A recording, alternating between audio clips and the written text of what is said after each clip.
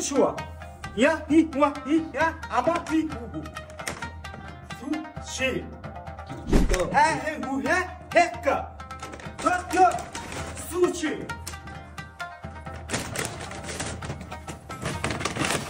Amcan selamünaleyküm.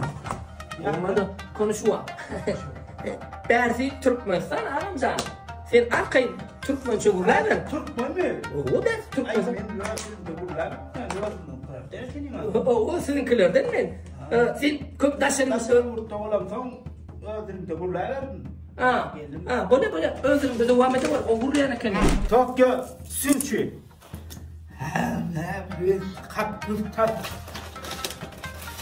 Burger. Burger. Amca katlanlar düşünüp böyle o beyleki olarından mı? Şeyli katlanlar mı? O çatılayan mı?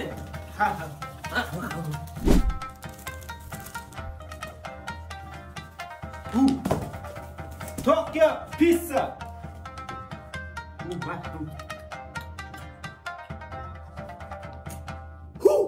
Hu. Adım Hu mi? Adım Hu. Hu mi? Bolya. İlk basa verir mi? Bolya doğan. Katlanlar koyurken. Hem de adını kapalı olsun. Bolya ona savunun. Gidiverin. Bolya. Aslı Türkmen'in yani bana öyle Hu piyu diyen mutlu. Onu basadık. Tokyo sushi. Sizin için. Başarılısı da.